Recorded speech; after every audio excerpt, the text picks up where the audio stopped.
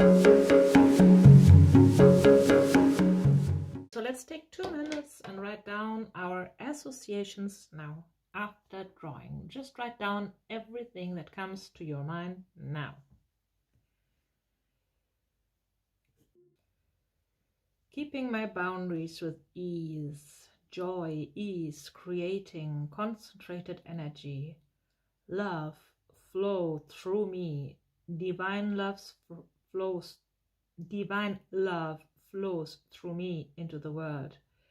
In motion, content, harmony, inner strength, power, source inside, contentment, grounded, expanding, connected, powerful source in me. Yes. Let me know how drawing worked for you.